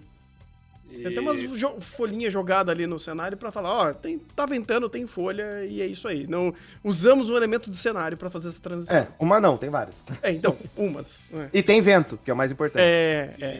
É interessante porque... Aí eu não sei, o Igor vai saber mais de cinematografia, mas geralmente vento tá metaforicamente associado à mudança, né? A mudanças, transições e tudo mais. E é uma metáfora interessante de se pensar. Um momento de, literalmente, mudança da personagem. Ela se decidiu por tal coisa, mas o vento sopra, as condições mudam e ela é obrigada a mudar sua direção, digamos assim, tanto a direção, tanto o enquadramento, quanto a metáfora dos ambientes em cena. Uhum. E se você pegar isso daí, é calcado no próprio... na imagem 37, tem um take quando ela tá refletindo sobre o que ela vai fazer, dá um take no céu, completamente nublado, transparecendo esse sentimento dela, de literalmente a cabeça tá cheia, tá completamente nublada, ela não sabe o que vai fazer. Então é metafórico. O vento também. O vento também ele é uma metáfora para a mudança da situação, que o vento passa, e quando o vento passa, vem uma mudança de ares. Aí entra o Aqua em cena. E ele faz isso literalmente por meio da folha. E aí, outro exemplo no frame 48, outro exemplo de enquadramento plongé. Só que agora, ele é bem menos agressivo, porque ele não diminui o Aqua em cena. Mas se o Aqua não tá diminuindo em cena, por que diabos eles estão usando esse enquadramento? Porque a importância não é o Aqua em cena. A importância é o papel do Aqua em situação. Então, quando eles usam esse enquadramento, eles ressaltam a ação dele de estar de joelho. Então, essa ação de estar de joelho é uma ação que denota inferioridade. E ele falar, implorar para ela aceitar, ressalta mais essa inferioridade. E o enquadramento plongé ressalta a inferioridade da ação, não ele em proporção em cena. Então, esse enquadramento ele só denota esse aspecto, de como ele se inferiorizou implorando para ela aceitar o pedido. E o Aqua que aparecia na esquerda volta à direita. A situação do desconforto. Exatamente. Uhum. Ele não tá confortável em implorar. Mas a Kanye está muito confortável em ouvir ele implorando. Porque era literalmente o que ela queria ouvir. Ela foi aí esperando isso. Uhum. Pois então, Uhum. E aí é só... Aí depois é uma sequência com variação. Aí a variação é ou o enquadramento acima dos ombros, pra denotar que ainda tá tendo conflito. Então, ele vai mantendo a cana... ele vai mantendo a cana à esquerda e o Aqua à direita para denotar essa mesma dinâmica. E ele vai mantendo esses enquadramentos de acima do ombro para denotar o conflito, para denotar a tensão. Só que essa tensão é uma tensão muito mais cômica, por parte da cana. Uhum. Por parte do Aqua, não. Por conta do sentimento que ele tá tendo ali, dele agir de forma de demonstrar uma inferioridade. Então, esse enquadramento, ele ressalta esse aspecto. Enquanto tá tendo a construção da comédia, do ponto de vista da cana, a obra não se esquece que aquela posição é desconfortável para ele, no caso pro Aqua, e mantém esse enquadramento nas transições. Tanto que depois ele se foca em enquadramentos fechados no rosto dos personagens. Que aí ele dá aquela dinâmica de sequência de cortes secos na cana e no Aqua para dar intensidade. Então, esses cortes vão dando a intensidade da cena como se fosse uma construção, um build-up, até um clímax. Que aí é a resposta dela. Que é quando ela estoura, eles fazem a piada. Então, toda essa construção é pensada nesse aspecto. Inclusive, depois, quando ele sai dos enquadramentos em cima dos ombros, ele vai enquadramento fechado no personagem e ele mantém a mesma perspectiva. Cana à esquerda e o Aqua à direita. Então, independente dos enquadramentos, ele sempre lembra da posição dos personagens onde eles devem ficar. E quando tem a quebra depois, o berro, que a cana estoura, ele abre o enquadramento pra... Primeiro, piada de anime, né? Berrou, clímax, estourou, ponto final, concluímos. Segundo, vamos jogar um efeito sonoro de eco. Então a gente precisa do plano aberto para ressaltar a ideia do eco. para segmentar um áudio 3D dentro dessa perspectiva. E segundo, para ele fazer, nesse sentido, a transição sonora. Que ele sai do berro pro carimbinho para fazer a piada. E aí surge a quebra cômica. Então toda a construção é pensada. Primeiro, para ter o over da explosão dela com berro, o eco que propaga. Quando o eco parar de propagar, pum, quebra cômica por conta do carimbo. Cara, que fantástico. Que fantástico. Acho incrível isso. Acho incrível. Eu quero quebrar a aula aqui que o Igor está dando pra mandar o chat tomar no cu, e especificamente o Love. Ah, claro. Porque eles estavam pensando, não, o Rafa tá ouvindo tudo isso aí em silêncio, pra depois meter um mais bem grandão e falar que isso não importa porque o roteiro é ruim. Eu, não. Porque, inclusive, esse episódio 5, eu não tenho tanta coisa pra falar, porque eu sinceramente não lembro muito dele, eu tô muito mais com 6 na cabeça. Mas eu gostei desse episódio 5. Principalmente porque uma coisa que eu não tava clicando muito, e ainda não me clica tanto em Oshinoko, é o âmbito cômico. Porque eu acho que ele é muito deslocado. E pela forma como o Aka denotou em entrevistas, realmente é deslocado. Faz sentido ser. Mas aqui é um dos elementos que mais funcionou comigo. Eu não falo nem da piada do Pinto. Porque essa piada, por exemplo, construída em cima da cana, ou até apesar de muitos aspectos da direção, ela tem ainda um elemento muito cômico muito forte, ou um elemento mais leve, digamos assim. Não só isso também é narrativa, a forma como você lida com as falas que estão sendo ditas, como faz pra mim funcionar muito melhor. Esse episódio em si, inclusive, ele tem uma dinâmica mais leve que me agrada bastante, sabe? Eu não tenho nada contra esse episódio, nem ia falar, não, o roteiro, não sei o quê. Na real, eu não tenho nem reclamação de roteiro nesse episódio. Eu tirando alguma coisa do Aka, mas que eu lembre, aí vocês podem até confirmar melhor o Igor, principalmente, que ele viu, é mais recente, o Aka nesse episódio ele é muito irrelevante. Ele é muito mais fonte de apoio pra outros personagens ou pra outras dinâmicas, que nem o início do reality show, não é? Graças a Deus. Exatamente. Então, não tem o que reclamar, porra. E ele age da melhor forma possível. Que é ele não sendo ele mesmo, é ele atuando. Exatamente.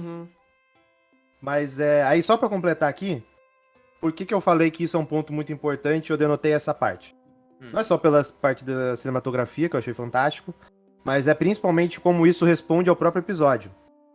Por quê? Toda essa construção desse momento inicial é uma relação mais íntima, como eu tinha colocado. Os enquadramentos são mais intimistas, as relações pessoais são mais íntimas. As relações de romance, de frustração, de aproximação dos personagens são extremamente íntimas. E os enquadramentos denotam essa intimidade entre esse grupo de personagem. Quando ele vai para a segunda parte do episódio, entre aspas, é justamente o contrário. Porque aqui é algo natural, lá é algo artificial. E quando ele faz essa transição para falar do processo artificial das relações pessoais, ele basicamente vai pro lado oposto do que ele apresentou no começo. E estruturalmente isso é muito inteligente. E aí eu vou colocar pro Aka, né? Porque ele fez o material original. Porque estruturalmente o episódio é estabelecer romance e relação e aproximação de personagens. Relação interpessoal. Aproximar personagens. Segunda parte do episódio. Setar relações artificiais entre os personagens e a forma como eles exploram isso para agradar um público. E aí a terceira parte, e que conclui tudo isso, é pessoas, terceiros, que não estão dentro dessa relação, mas vêm de fora, com um filtro aplicado sobre as relações, julgando as relações e se achando próximos a elas. Você entende como é inteligente, bem estruturado, bem arquitetado, porque tu literalmente vê como deveria ser, vê como é, e vê como as pessoas reagem achando que estão no primeiro contexto, mas estão no segundo. Eles acham que eles estão vendo uma relação completamente natural, mas eles estão vendo uma relação completamente artificial e julgando como se fosse natural. Então o anime literalmente te dá exemplo de uma relação natural, te dá exemplos de relações artificiais, e as pessoas julgam essas relações como elas soubessem tudo e como se elas estivessem íntimas daquela situação. É uma aula de composição de série, de roteiro, de estrutura. É uma aula. E é um conflito bobo que eu geralmente ignoraria, mas a forma como ele é feito e o propósito dele é extremamente inteligente. Porque ele respalda o que vai acontecer depois. Porque tu vai ter um mar de relações artificiais com pequenas quebras de relações que você nem sabe se é natural, porque o personagem pode estar atuando. Uhum.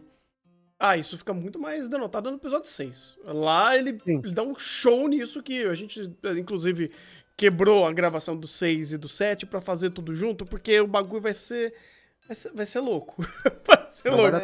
Se você parar pra pensar, é uma dinâmica comum de Oshinoko. Você tem, entre aspas, um prólogo setando temáticas e um desenvolvimento na segunda metade do episódio aplicando ou contrastando ou fazendo contraponto ao, entre aspas, prólogo. Vamos dizer assim. É uma dinâmica comum. E o caso aí do exemplo de relações próximas, não próximas, é interessante como ele vai didaticamente na comédia setando os pontos para no drama explorar eles e ampliar eles. Pois é. Ainda funciona bem mais assertivo, inclusive, o que eles estão fazendo por agora. Porque, no episódio 2 estava meio esquisito, no episódio 3 também demorou para ele se aplumar, e eu acho que agora ele achou mais o trilho dele de fazer toda essa estrutura. Seta conflito, seta temática,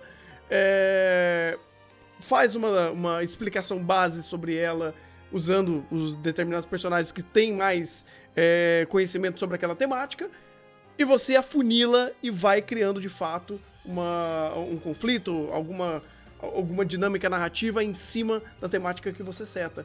E o episódio 5 ele também fez isso, mas ele foi um episódio bem mais preparativo pra fazer tudo isso, porque foi a preparação da Kana pra virar idol e do Aqua pra virar pra fazer mais um trampo de ator.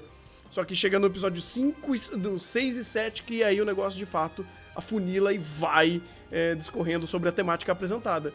Esse episódio é um bom episódio pra literalmente fazer esse tipo de apresentação e exercitar essas pequenas mudanças e dar início a alguns pequenos arquinhos que teremos aqui, principalmente do Aqua, sendo um ator agora com esse vai dar namoro versão reality show. Então, é muito funcional, cara, muito funcional. E ainda mais com tudo que o Igor já apresentou aqui de como ele faz isso, não pelo texto, mas pela produção, cara, é fantástico, porque tudo que, inclusive, ele explicou agora, era basicamente ignorando o texto. Quando o texto, obviamente, estava junto com a cena, o roteiro estava, de fato, calcando tudo isso, porém, tudo que a direção fez, ela era produtiva só por ela mesma. Não precisava de texto. A cena sem texto algum já denotava absolutamente todas essas intenções e faz sentido. O Oshinoko, ele já tá fazendo isso há muito tempo. E se o Igor conseguiu parar pra fazer uma pequena explicação, pra mostrar pra gente qual é o exemplo de como a produção funciona, putz grila, é fantástico. É fantástico. Realmente foi uma boa aula aqui, minha mente tá explodindo. Inclusive, o exemplo que ele pegou é excelente, porque quando a gente tava falando dos primeiros episódios, o que a gente fez? Pô, tem cena aqui que o texto tá falando uma coisa, o texto importa, mas aí a produção tá caminhando com ela pra passar esse sentimento pra gente. Aqui, o texto é irrelevante. O texto é apenas é mais o complemento até do que a própria construção da cena. Ela que tá fazendo todo o trabalho pra te fazer se importar. Isso é verdade. Porque já é autoexplicativo, né? O ponto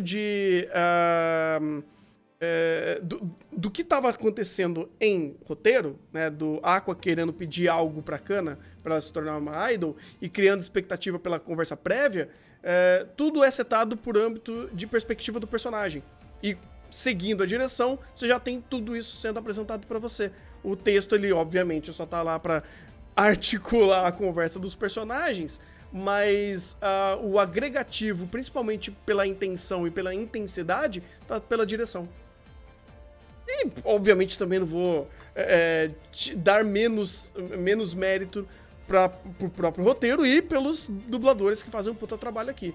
Mas, inicialmente, ou se a gente fizer só esse nitpicking pra olhar a direção já denota tudo isso e o resto é complemento, ou ele auxilia muito mais ao andamento da direção pra criar toda essa ênfase, esse sentimento, essa perspectiva, que já funciona muito bem pela própria produção. Tanto que a parte que eu mais gosto, assim, da produção de Shinoko é a própria direção de áudio, porque não só da parte dubladora, a ideia de encaixe, o momento de trilha sonora, tudo isso acaba elevando o momento. Eu posso não gostar da cena pelo contexto? Posso, mas aí a cena tá sendo bem feita. Tanto que a cena do Aqua, que eu reclamo bastante no episódio 3, ela ainda é uma cena bem feita. Sim, sim. E tem o ponto aqui do texto, entre aspas, tá em segundo plano, que qual é o momento que eles estão falando? É o momento que nem nos primeiros episódios que ele tava desenvolvendo o contexto, tentando apresentar personagem.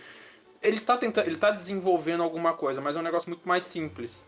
É a relação cotidiana desses personagens. Como vai se dar e como vai dar o entrelaçamento desses personagens. É uma coisa muito mais simples e muito mais emocional, né? O episódio... A direção tá apelando muito mais para o emocional aqui. E meio que o momento também favorece muito mais que tudo seja passado por âmbito de direção do que o bom e velho diálogo expositivo.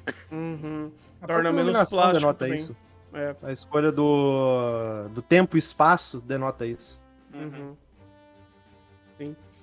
É ótimo para o Shinoko, inclusive, porque quando o personagem ele precisa ser utilizado como uma metralhadora de diálogo expositivo, se você previamente já trabalha ele com características mais humanas, quando ele tá te explicando algo, soa um pouco mais orgânico e você tá mais empático ao personagem previamente construído. E é engraçado pensar nisso, como a gente briga com o Aqua hoje em dia, nesses últimos episódios, que o primeiro episódio, ele meio que tentou setar o Aqua, ou como a primeira vida dele também, como um personagem mais orgânico. E ao longo do tempo, seguindo o edgelordismo dele, ele virou mais uma ferramenta de roteiro pra fazer antagonismo, pra metralhar contexto e pra ser babaca. Mas previamente ele já tinha sido preparado, elaborado pra ser de fato um personagem e ter um papel até então. Então, a gente reclama do Aqua pelo que ele faz, mas eu não vejo essa reclamação como ele sendo um personagem ruim ou mal desenvolvido. É o papel que ele tá incumbido nesse momento da história. Eu não reclamo dele pelo que ele faz. Eu reclamo dele pelo tanto que ele fala, porra. Se ele, por exemplo, ele ir lá e pedir, implorar pra Kana aceitar, beleza. Transição de cena, ele começa a explicar toda a linha de raciocínio do porquê que ele fez, qual que era a ideia. Vai pra merda, pô, eu já vi. Eu sei, eu não sou burro. O teu diretor sabe. O storyboard também já sabia disso, e quando ele fez a cena, ele pensou nisso. O diretor, quando ele fez a montagem, a ideia, toda a parte visual, quando ele caracterizou a Kana e setou ela nos episódios anteriores, ele também fez isso. Todo mundo sabe que a Kana não tem amizade. Todo mundo sabe da solidão da Kana. Todo mundo sabe que o que ela quer é estabelecer relações pessoais com outras pessoas. E usa da sua personalidade pra esconder essa frustração dela. Não preciso de você vir me fazer diálogos positivos pra mostrar que você sabe o que todo mundo já sabe. Porra. Me chama de burro. Me chama de burro. Igor, mas quando o Kimetsu... Mas quando esse que é o Kimetsu ponto. faz é pior ainda. Mas esse que é o ponto. Tu tá comparando Kimetsu com o Shinoko. Pois é. O teu erro tá aí. Eu sei. Eu errei de propósito, É tipo tu comparar Bunny Gear com o Evangelho. Mas peraí. Desde quando Bunny Gear não é uma história sobre instrumentalização humana? Eu ia falar do síndrome da adolescência, mas tudo bem. Síndrome da adolescência, tudo bem. Entendi. Ai. Dito isso, continua aí que eu vou pegar uma água que minha garganta foi de vala. Não, pois é. Bem, depois disso daqui, eu acho que o primeiro, um dos pontos que mais se destaca como eu falei, é o início do momento do Vai Dar Namoro, do Rodrigo Faro, versão reality show aqui. E esse começo, ele tem, de fato, só o papel introdutório. Esses são os personagens, esse é o contexto inicial da situação. Vou te apresentar previamente essas primeiras dinâmicas iniciais e apresentar determinados personagens que vão estar aqui e que vão atuar com ele, fazendo esse levantamento geral. Só que eu acho que isso daí seria legal a gente conversar de fato no episódio 6 e 7. Porque lá tudo isso vai ter um andamento muito mais interessante. Então, já quer ir pra parte de técnicas secretas de bombar na internet? Eu até queria fazer um comentário que eu só pensei agora, porque sim, eu não estou nada preparado pra esse chá, mas não tem problema. Uhum. Eu acho, na real, que devia ter feito o chá dos três episódios juntos. Porque por mais que tenha bastante coisa aqui, até porque o Igor tá trazendo, quanto o Maurício vai trazendo as referências, esse arco funciona muito realmente como uma estrutura de 3 arcos. Sim. 3 atos. Sim. Isso aqui é a completa introdução, só tá apresentando os cenários, os elementos dos personagens, as relações. O ponto de conflito é o episódio 6 e pelo menos que vocês falaram, a conclusão vai ser já no 7. Então, tudo isso aqui é apenas a ponta da ponta do iceberg, que a gente vai acabar voltando mais pra frente. O que realmente tá valendo desse chá e desse contexto em si é esse ponto dos YouTubes que a gente vai entrar agora, e o ponto que o Igor tá trazendo, que a gente tava... que a gente não conseguia trazer da relação da direção em relação ao texto, a série de Oshinoko como um todo. Sim. Mas, Rafa, se a gente fosse botar os 3 juntos e o Igor aparecesse com isso e ele tivesse mais uma semana pra fazer... não, mas seria um chá de 10 horas. Não daria. Seria um chá de 10 horas, eu tenho certeza. É o que eu falo, tipo, é o que faria mais sentido. Sim. Faria.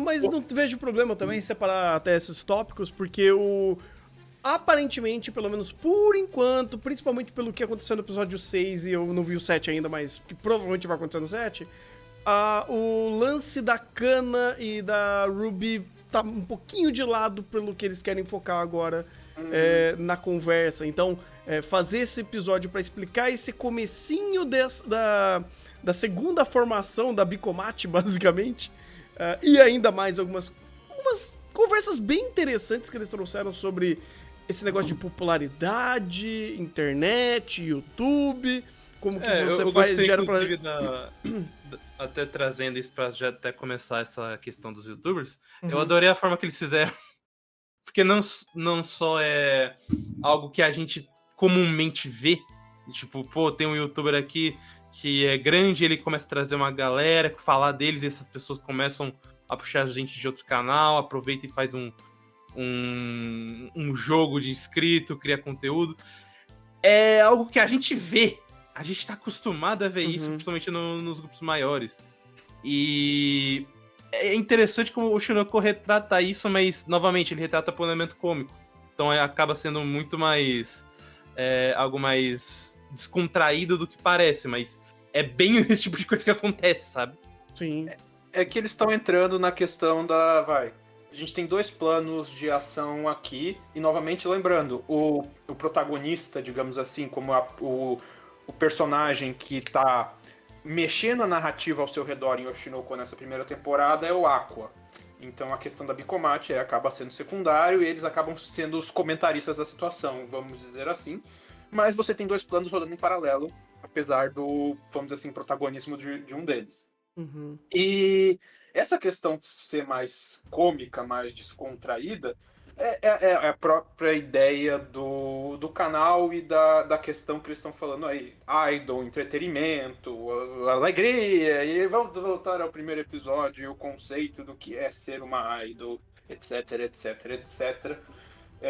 E essa dinâmica de redes sociais, como o Rafa falou, não existe fórmula mágica para crescer em rede social. Mas uma das formas que eles colocaram aí, que é a que a gente vê funcionando, talvez seja uma das mais seguras, é justamente essa.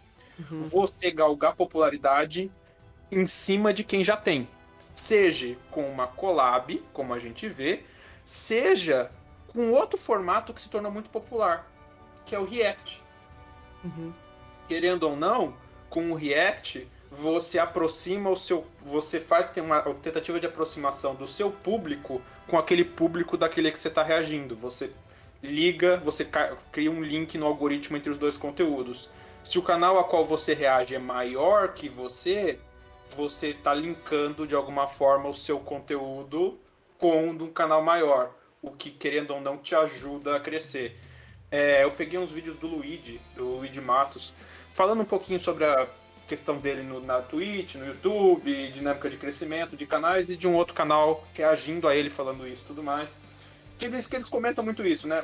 O foco deles é mais entretenimento geral e política, é outro tipo de canal, mas o funcionamento do algoritmo é basicamente o mesmo. Principalmente quando a gente vai ver o que movimenta a rede social não é, infelizmente, o pinto bombado. Quem dera se fosse, é treta. Ou seja, não é um pinto bombado, é um guaxinim falando. Mas, ô Maurício, se a gente cancelar o pinto bombado, ele vira treta. Vira. Sim, vira.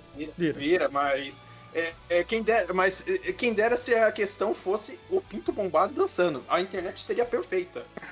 Estaria.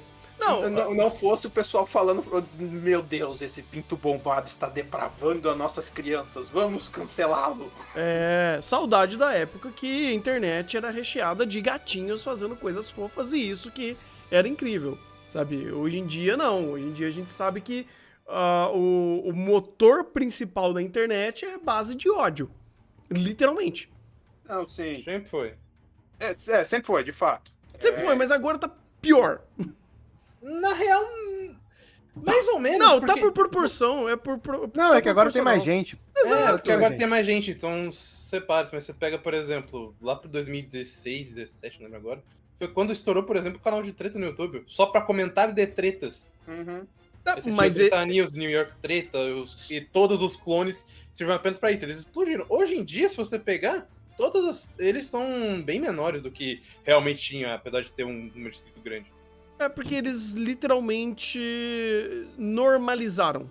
Tipo, eles foram o estopim inicial, pois agora está normalizado esse tipo de conteúdo. E hoje em dia todo mundo hoje em dia tem um mar de pessoas que fazem isso, e eles foram só os precursores disso. É que nem, por exemplo, o canal de gameplay. Você pega os precursores disso, hoje eles não são nem tão mais fortes nesse sentido do que outros que vieram depois e atropelaram, e tem aí números absurdos.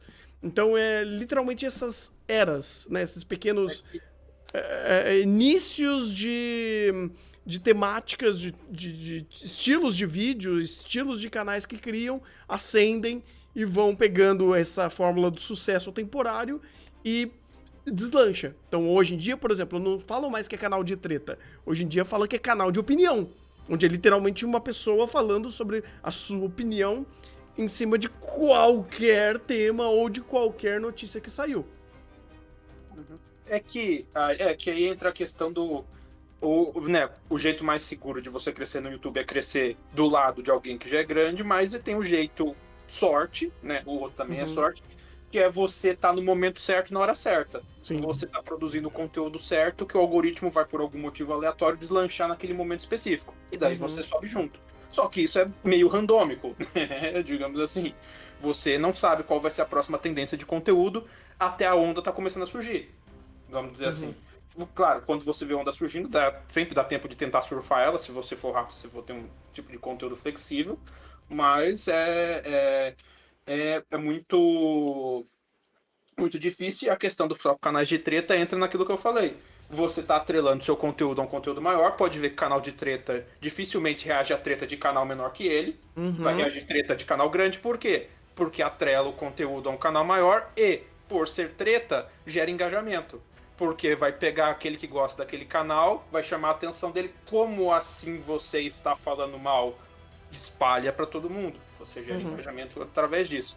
Mas voltando ao caso de Oshinoko, que não é o caso aqui, é um conteúdo mais infantil. Pinto bombado não é muito infantil, não, mas tudo bem. É infantil. Thunder, vamos lá. Eu sei. Existiu na década de 90 a banheira do Gugu, eu sei. Não é só a banheira do Gugu na década de 90. Eu sei. Canal de Minecraft no YouTube, Thunder. De vez em quando aparece umas coisas lá que não é assim, nossa senhora, vamos lá, amiguinhos, jogar joguinho quadrado. Ih, Calma. é um joguinho quadrado que quer mostrar curva. Mas, vai, adolescente, infantil e tudo mais, o público aí. E eu acho interessante essa questão, porque você agrega o ponto de criação de conteúdo nesse sentido da colaboração que eles colocaram. Você agrega um outro ponto importante da internet de criação de conteúdo, que é a questão de identidade, né? Você consegue, obviamente, crescer sendo um clone de um outro conteúdo que está fazendo sucesso.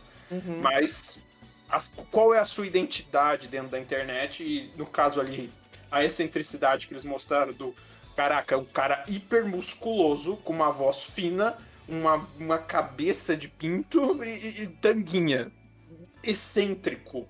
Completamente excêntrico e marcante. A questão de originalidade e tudo mais. De marcar a sua presença online também. Apesar que isso, né... Depende muito do algoritmo, isso não é garantia de sucesso, depende do que o algoritmo está impulsionando naquele momento. E entra num segundo ponto que corrobora a questão... Lembra que eu falei no primeiro chá de Oshinoko o conceito de idol? O conceito de essa mistura de perfeição e originalidade que é buscada pelas idols? O que eles mostraram nesse vídeo do YouTube? Ela sendo cringe. Apenas corpo.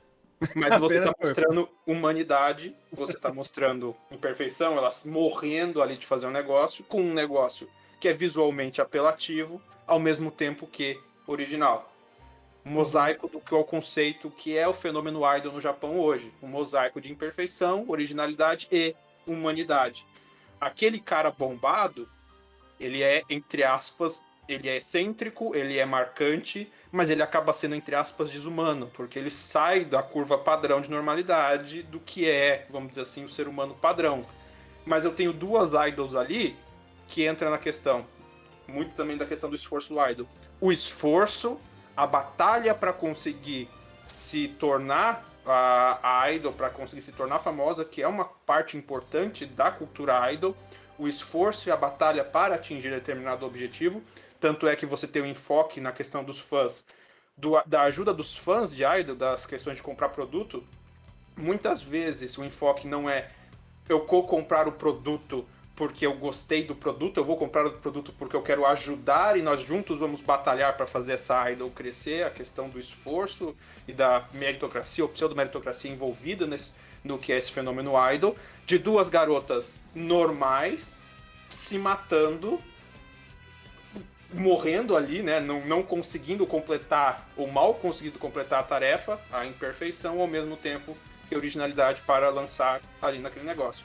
Então, é interessante como, querendo ou não, você tem toda essa amarração narrativa em todos os aspectos, que é uma coisa muito legal que o Oshinoko faz. Sim. E bem atualizado, inclusive, né? Porque foi como a mamãe falou, pô, o que vocês vão fazer pra começar a angariar fã, a começar a gerar número? Vocês vão ficar panfletando? Vocês vão ficar fazendo abertura de show de idol? Pô, você pode fazer isso, mas estamos em 2023, ou 2020, alguma coisa que o anime se passa. Estamos na época onde a internet ajuda muito mais você gerar números e engajamento do que panfletar. Então, elas... Não, pode terminar, só ia comentar um negócio depois. E aí, já junta também com a expertise da Strawberry, porque a produtora trabalha com youtubers, com identidades na internet. Então, vamos fazer o negócio linkar de novo, né? Vamos linkar essas collabs, que pra eles são muito mais interessantes. É muito mais fácil, porque aí eles literalmente jogam dinheiro na mesa e fazem o negócio acontecer. Né? Ou pelo menos eles já pegam a assessoria, assessorados deles e já faz esse match. Que pra elas é muito mais fácil do que começar do zero. Sim. Elas começar do zero ali, não teria como fazer uma collab com um cara grande. Sim. Tem um documentário que eu peguei, esqueci o nome do canal. É um canal britânico estatal ali, meio parecido com a BBC, mas tem uma dinâmica diferente. Eles fizeram um documentário sobre a questão idol de adolescentes idols no Japão. E eles acompanharam a vida de uma. E a dinâmica é justamente essa. No caso, ela não tá numa agência, ela é meio freela. Quem agencia ela é a própria mãe. Mas você vê toda a dinâmica dessas novas idols e o programa ali meio que fala dessa questão que são um fenômeno normal e dessas idols adolescentes hoje, muito rodando em cima disso que o anime falou.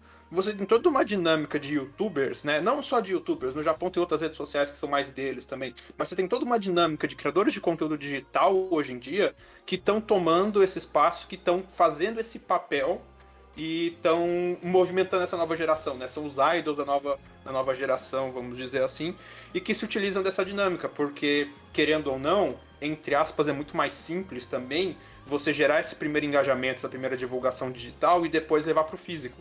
Você precisa de muito menos estrutura.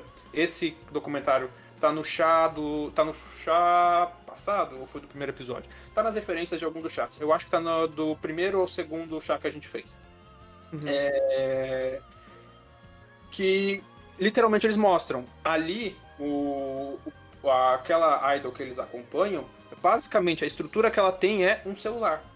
Do celular é toda a estrutura que ela faz para agenciar, gerenciar e fazer todo o showzinho dela virtual ali na hora, tal. Ela é uma adolescente que tem habilidade vocal, ela treina canto, ela treina música e tudo mais para fazer o show dela. Mas de estrutura física para o show mesmo, é basicamente o celular e um tripé. Que ela grava, que ela conversa e tudo mais, e um outro celular para a mãe fazendo moderação do chat. A reportagem é um pouco sensacionalista no sentido de que, obviamente, eles não veem com bons olhos a dinâmica de adolescente criando conteúdo na internet, principalmente quando o público do adolescente é um bando de marmanjo de 30 a 40 anos. Já deixando bem claro que esse documentário não vê isso com muito bons olhos. E até por isso eles dão enfoque na mãe fazendo moderação da live da filha.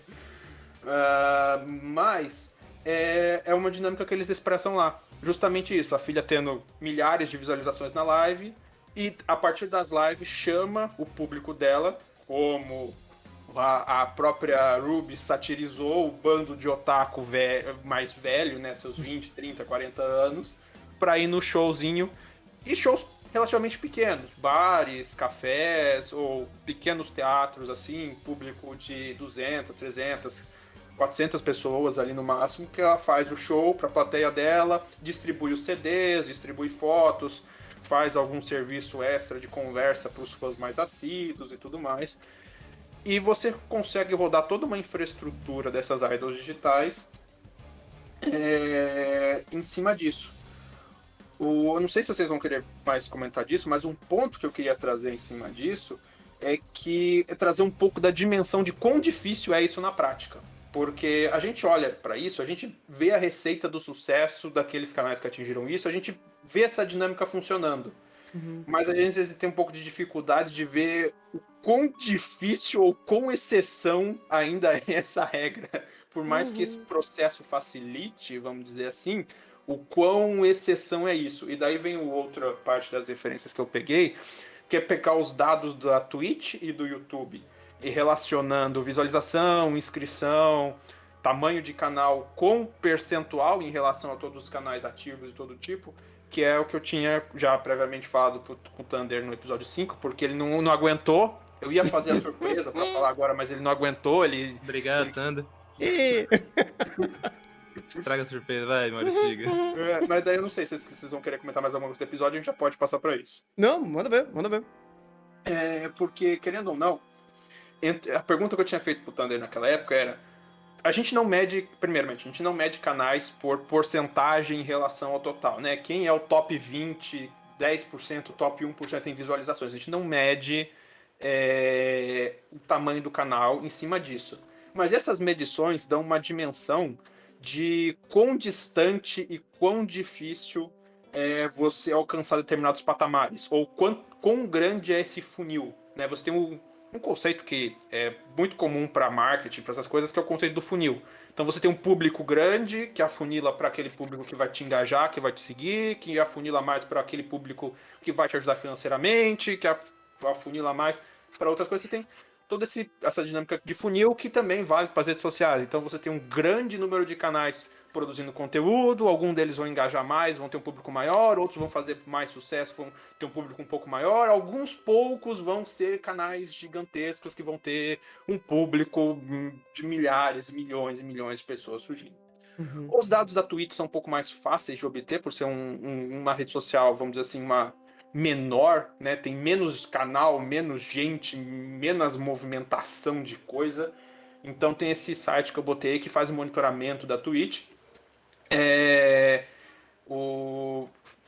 Não muita gente ficar entrando no site aí, porque eles próprios falam não fazer scrap mine do site, que é um projeto pessoal dele. Não ficar dando...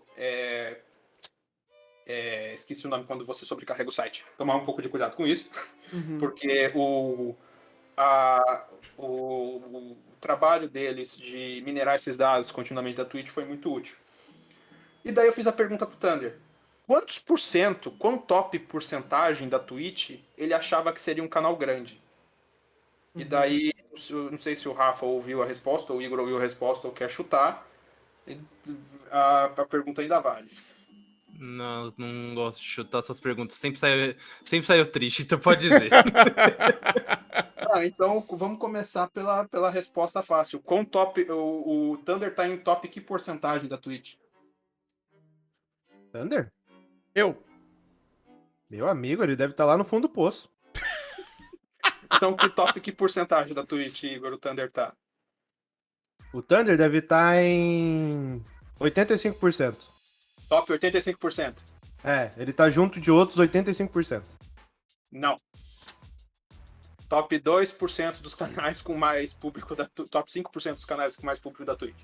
Top 5? Top 5%. 5% no caso, 100%. então. Mas, meu amigo. Então, peraí. O que eu tô esperando é que tenham muito mais canais com, no máximo, assim, 10 views. Sim. É isso? Então Sim. quer dizer que... Então, peraí. Eu tinha que ter ajustado o meu olhar de 100 pra 10. Porque eu achei que 100 era 85%. Mas, na verdade, 85% é 10. Entendi. A tabela aí embaixo tá meio que mostrando. E aqui tem duas separações. Existe uma pegadinha quando você vê esses dados, que, né, o número de canais, tem muito canal que não faz nada, porque eu tenho um canal na Twitch, mas é só para assistir outros canais da Twitch. Mas esse site que eu tava vendo, ele consegue separar canais que tem pelo menos 5 visualizações por live, canais que tem tantas visualizações por live. Nisso eu consigo filtrar para canais que fazem live. Então, canal que não tem visualização por live é canal que não faz live. E eu posso tirar tudo isso da jogada e computar só os canais que fazem live. Quando eu faço isso, eu tenho essa reta laranja do gráfico, que é porcentagem vamos dizer assim, porcentagem dos canais que tem pelo menos tantas visualizações. E daí eu inverto a porcentagem para ver o top quanto do Thunder tá. Então, vamos dizer assim, o Thunder tem mais de 100 visualizações por live, vamos dizer assim. Então, ele tá junto, vamos dizer assim, 94% dos canais da Twitch, vamos dizer assim, tem menos de 100 visualizações por live. 100 ou menos visualizações por live. 94% dos canais da Twitch tem de 100 para menos visualizações por live. Então o Thunder tá lá no top 5%. Isso pra Twitch mundial. Pra Twitch BR é mais ou menos a mesma coisa. Eu fiquei espantado também. Eu fiquei em choque quando eu sou o canal de 1.800. Sou top 1.800 em número. É elite, mano. É a elite. Pensando elite, que nessa... entre aspas. Pensando que essa parcela, eu chuto, vai até 1.500, 1.300, não ganha um salário mínimo, tá? Sim. É mais assustador quando você olha até o número aqui, posição 1.800 mais ou menos, de mais de 420 mil canais. Uhum. É.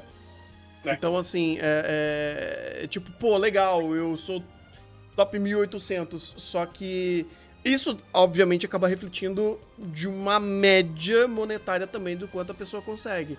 E é absurdo pensar que, nossa, 1.800, caraca, tá bem. Tô, mas aí tem toda uma galera também que tá bem próximo de mim que tá na mesma balaia que eu. Não, então, a questão que eu quis trazer esses dados é porque a gente tem uma visão daquilo que acontece na rede social, muitas vezes pautada pelo grande. Pelos canais que são grandes, obviamente, chamam a atenção. Uhum. Mas se a gente for olhar os números brutos, a escada é muito íngreme. E a margem é muito pequena. Uhum. Entre o canal que tem... para você subir do YouTube, por exemplo, para você... O YouTube, os números são um pouco mais difíceis de conseguir, porque é um site muito maior. Então é muito mais difícil minerar dado, e o YouTube também é uma caixa preta desgraçada para esse tipo de dado. Uhum. Mas fazendo as gambiarras pelo Social Blade e manualmente pegando vários canais do YouTube para construir esse gráfico que está aí mais de baixo, na página 4, que esse gráfico que tem as linhas verdes e tudo mais, eu tentei fazer a mesma lógica para os canais do YouTube. Esses pontinhos amarelos são o canal do Thunder. No YouTube, o Thunder, de fato, já está bem menor. Sim. Mas a dinâmica e a curvatura do gráfico permanece. Se você parar para pensar, um canal com 10 mil inscritos já está no top 10% do YouTube. Um canal com 100 mil inscritos está no top 1% do YouTube. Pô, já fui top 1. Esse top 1% aí. Então, o Meet, o porcento, você fala, eu já fui top 1 do YouTube. Eu já fui top 1 porcentagem. Aí o YouTube falou, não. E aqui também, esse gráfico foi feito pautando as mesmas coisas. Eu peguei um canal que tinha por baixo 290 inscritos, ou seja, essa métrica aqui está excluindo todo um nicho de canais de menos de 290 inscritos. Ou seja, essa escada ela é muito mais íngreme, mas é o jeito que eu encontrei para conseguir pegar esses dados e tirar todas as contas do YouTube, vamos dizer assim, que não postam vídeo ou não postaram vídeos ativamente. O YouTube é um site muito mais velho, tem muita conta que foi ativa por muito tempo e já está inativa, que está contando isso e tudo mais, etc. Tem toda uma dinâmica muito mais diferente, muito mais complexa no YouTube. Mas a ideia que eu quis trazer esses dados é justamente colocar a gente tem, também não sei como é a dinâmica do YouTube no Japão, porque eles têm muita rede social própria, mas via de regra, dificilmente acho que isso aqui vai mudar muito. E a gente tem justamente explicitar a gente acha que determinados canais são pequenos, e de fato eles são pequenos, se você parar para pensar na proporção numérica com os canais que se destacam no YouTube e até como possibilidade de renda. Mas a gente tem que parar para pensar que canais pequenos às vezes já estão no top dos canais do YouTube. Você tem todo um limbo gigantesco de canais fazendo volume na plataforma, e é o volume que muitas vezes paga as contas da plataforma, porque o Thunder sabe, né? Precisa juntar $100 para receber o cheque, né? Sim. Nem todo mundo junta $100 todo mês, né? Tem gente que não junta no ano, cara. Tem gente que não junta na vida. Tem gente que não junta na vida. E pra onde vai esse $100 esses 50 centavos de dólar de canal em canal que tem pouco inscrito que não vai juntar $100 na vida? Ups. Vai pro bolso do YouTube. Ou que toma desmonetização. Porque é engraçado, você falou, mas o seu vídeo está desmonetizado. Mas por que eu vi uma propaganda quando eu entrei no vídeo? Ele não tá desmonetizado? Mochiroi, né? Então, daí você tem toda essa dinâmica de canais que de fato sustentam a plataforma, mesmo sendo muito pequenos, que eles vão fazer um grosso de conteúdo ali, mesmo com poucas visualizações, vai ser monetizado e não vai ser pago. E você tem, por mais que sejam canais que a gente considera numericamente pequenos, porque de fato são na prática, enquanto meio de sobrevivência para o produtor, eles são pequenos porque não garantem a sobrevivência dos seus produtores, eles na proporção em relação a todo o limbo de canais do YouTube são grandes. Então, aproveitar essa dinâmica que o Yoshinoko falou, crescimento, rede social. Sim, de fato, hoje em dia as redes sociais são o meio pelo qual artistas estão se promovendo, está facilitando a promoção de artistas e tudo mais. Mas não cair na conversinha mole, vamos dizer assim, de que essa escada é pouco íngreme. Ela é íngreme pra caramba. Ela é. E ainda, cara, por mais que hoje ainda existe um campo muito mais profissional dentro desse meio de produção, o fator sorte ainda conta pra caralho, tá? Sim. Conta muito, muito, porque você literalmente, muitas das vezes, ainda tem que cair na graça do algoritmo. E como cair na graça do algoritmo, ninguém sabe. Ninguém sabe. E ainda muda de plataforma para plataforma. O que é o algoritmo do YouTube que evidencia é diferente da Twitch, que é diferente do Instagram, que é diferente do Facebook, que é diferente de cada plataforma que você está produzindo. E ele sempre vai mudar. Ele sempre está em constante mudança. E você nunca vai saber se você vai cair na graça dele ou não. E é a vida. É a vida. Literalmente. Até voltando pro anime nesse aspecto, é interessante que quando a galera da Bicomate, né, as duas já estão começando o grupo de fato, e a mamãe chega, então, eu sou uma agência. Pô, quando você tem uma agência, irmão, você tem alguns caminhos das pedras já feito. Principalmente quando você tá lançando um canal novo, você tá tentando lançar uma personalidade nova no cenário, e tem outros canais que apoiam, então é muito mais fácil. Tanto que tem... Sem contar que tem um outro segredinho sujo. Se você é uma agência, você tem capital para impulsionar a plataforma. Você pode pagar a plataforma para que o algoritmo te favoreça. Hoje em dia tem jeito de burlar a sorte jogando dinheiro na mesa.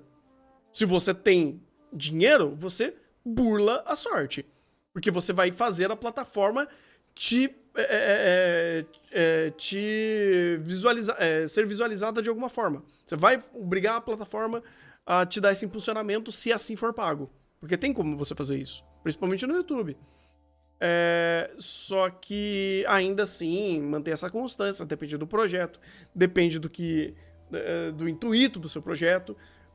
No caso de ser um canal de idol, né, ou se impulsionar como idol, ele tem um objetivo muito mais claro, de expor o seu trabalho, né? Agora, quando você está indo para a internet para criar um canal, criar conteúdo na internet, tem tanta área distinta que pode ou não ser o objetivo do seu papel, do seu trabalho principal. Tem gente que, por exemplo, usa rede social para, de fato, divulgar um serviço, divulgar um produto. Tem gente que usa a criação de conteúdo para ser o próprio serviço, para ser o próprio conteúdo, para ser a própria ferramenta de monetização. Aí depende da sua regra de negócio. Mas, de qualquer forma, é gritante saber, principalmente no caso da Twitch, que eu tô na galera aí do 1.800 pessoas, sabe? Tô nesse balaio. É loucura. É loucura. Parabéns, Thunder. Você é importante. Eu sou... Eu acho, não sei. Esse aí é visualização média ou visualização geral? Aí tem um pouco de tudo nesse negócio aí.